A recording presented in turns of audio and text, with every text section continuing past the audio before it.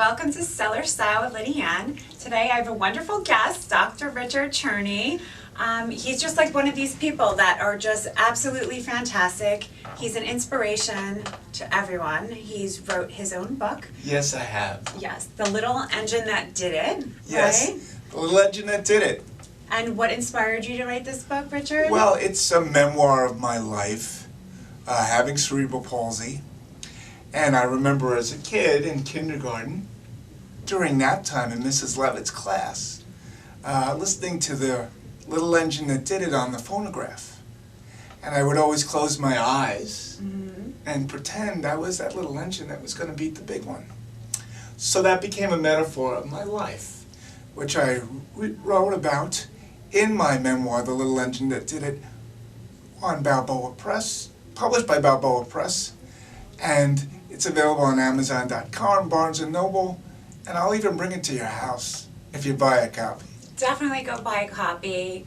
And Richard's just lovely. He's bright. He has a doctorate degree in clinical psychology. That's right, I'm a clinical psychologist. Yeah, I mean, he's doing wonderful things, and you're also trying to really facilitate supporting people with disabilities. Yes, that's another message in my book, specifically empowering parents that have children with disabilities, because when you have a child that's born with special circumstances, your first reaction is to be afraid and to panic and say, oh my God, what's going to happen? So I wrote this book so people, parents with kids would know, you know what, even though they have this particular difficulty, it can turn into a strength and it can empower them to achieve great things in life.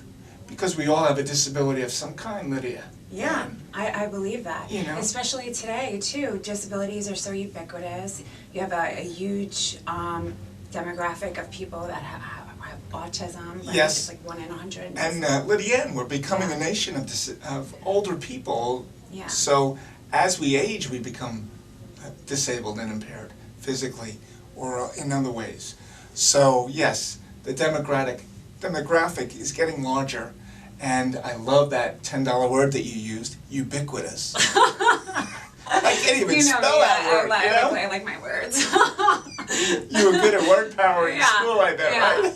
I like my words. What can I say? And, and one of the reasons I became a clinical psychologist is that I felt because of my specific problem, my difficulty, cerebral palsy, I could really help counsel people in that way. Well, you do, Dr. Richard. You have a wonderful way about you. He's very intuitive.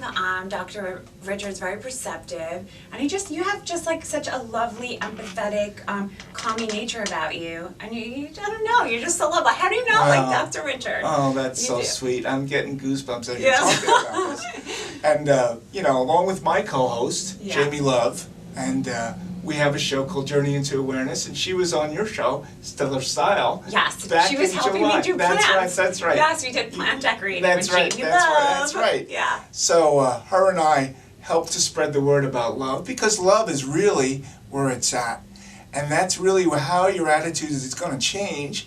And Jamie's all about love, and I'm all about love, and you're all about love, and also part of love can be manifested in the psychology of color and how we use color to change our moods, make ourselves feel better. Like, my favorite color is purple. So today I'm having a purple day. So you're wearing the purple shirt. That's right. I didn't know. I was like, is he wearing the purple for me? I don't know. No, I like the purple, so I didn't know. So what makes purple your favorite color? Well, because it's just something I'm attracted to. It's a very rich color, and it's a royal color. Royalty wore purple. Well, it's true. It is a royal color. And that's why I like purple. Part of when I do interior design, I really take into consideration color schemes, because it's so vitally important into setting a mood into your interior design. Like, you want to induce a certain feeling when someone enters a room. Right. And color definitely, it has such a powerful effect.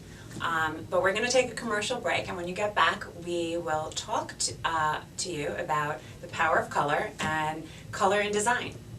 Here on Stellar Interiors on the Daily Blue. Bye.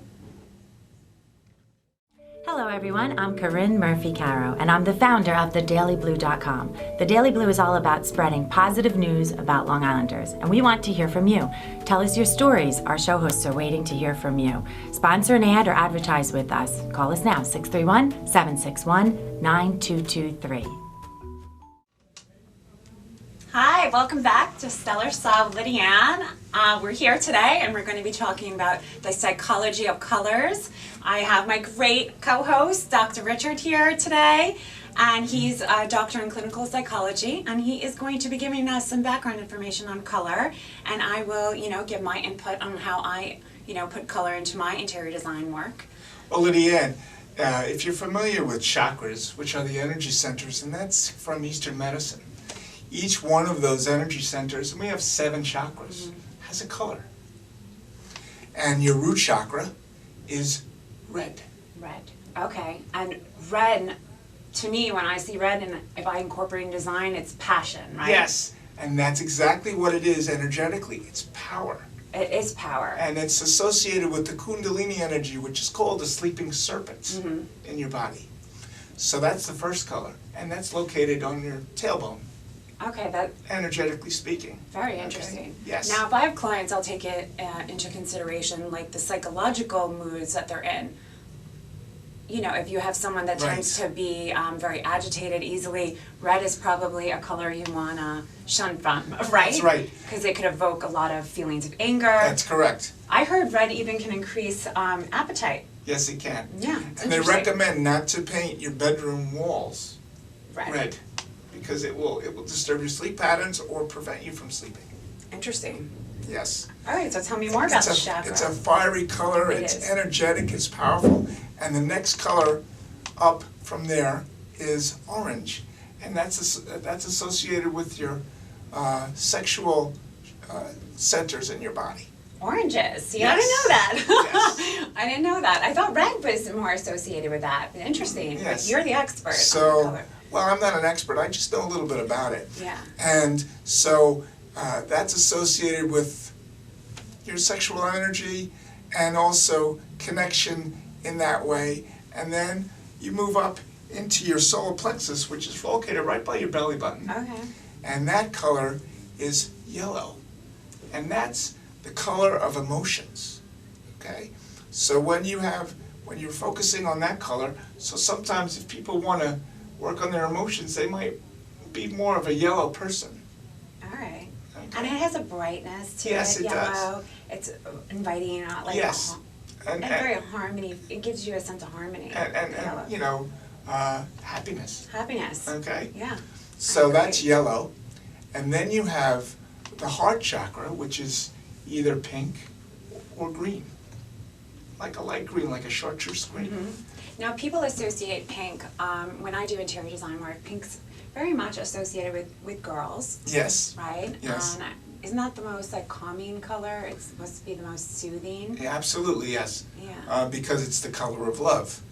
And one of Jamie's favorite colors, my co-host and my fiance on She Journey likes into pink? Awareness, she likes pink. Oh, nice. Yes, she's a pink person. She's a pink girl. Yes. Yeah, I like Jamie. She's sweet and lively Yes, she is. and Very, a nice very. energy about her. I wish she was here today because Yeah. she could add another dimension to the show. Yeah.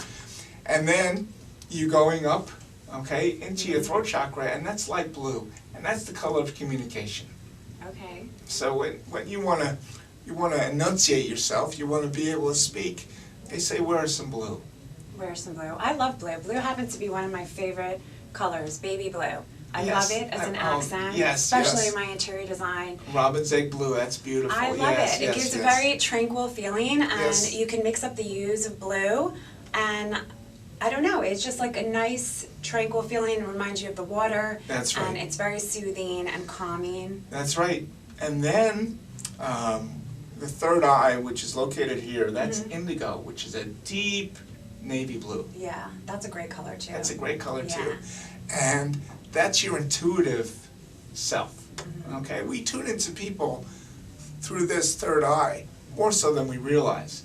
Usually when you meet somebody, you can feel energetically if you like them or not, and that's because you're tuning into their their energy center up there. Oh, really? Yes. Well, I liked your energy center right away, Richard. I liked yours too, Lydiane. It was really nice. Yeah. And so that's how we really work it. And then the third color, the last one, which is the number 7, that's the crown chakra, and that's located up here. And that's the color of purple or white. Oh, nice. Okay. And the reason that it's up at the crown is that's the closest connection to God. Okay. And in certain religions, they cover the crown of their head with a hat in deference to God. So that's why that's done, too. So all these colors together also make white. I love white. Yes. I have to say, I'm biased towards white. Yes. As you I can see right here. I do. I love white. It's very angelic looking to me. It has a purity, definitely a very clean, pristine look, which I love to incorporate into my designs because my interior design work is more contemporary, modern. I do some transitional as well, but I love the pristineness of And white goes with everything. It goes with everything. Yes. It magnifies your space. It keeps things open and airy. So I tend to be partial to neutral colors, but I like all the colors. So I like to incorporate them in paintings and That's artwork right. for pops of color. Even though I like purple, I would never do a room in purple because it just wouldn't work. But it would be bold. It depends what kind of mood or what kind of room it is. You always have to take into consideration what the room you're going to utilize the room for. If it could be a pool room, it could be a den, That's true. whatever you are going to utilize the room for definitely needs to be taken into consideration when you are choosing colors, because you are definitely going to evoke a certain type of mood with the colors that you do choose to use. That's right. And that's what I think we don't really tune into and we're not aware of in terms of the colors that we choose sometimes, because it's directly reflective of our mood for that day. Sometimes, yes. And it can evoke a certain mood too. Absolutely. So that's what's beautiful about your show today, and what you're showing your audience is about the power of color and how it really affects your emotional mood and your power, So my advice to everybody out there is find your color. I like it, exactly. And use it well. Find your color, use what you like, make your room beautiful and inviting, and definitely incorporate your spirit into the design. Yes. So hopefully we inspired you and gave you some decorating tips on color schemes for your interior space. And you could reach me on my social media as well as Dr. Richard, and reach me on my email if you would like some interior decorating help. And that's it. It was so wonderful to have you. Oh, it was wonderful to be here, Lydiane. And your book. Buy Dr. Richard's book. And Jamie, we miss you. Yes. Jamie Love, we miss you, and come back from San Diego real soon. Bye. And I recommend figure painting for everybody. See you next time. Bye.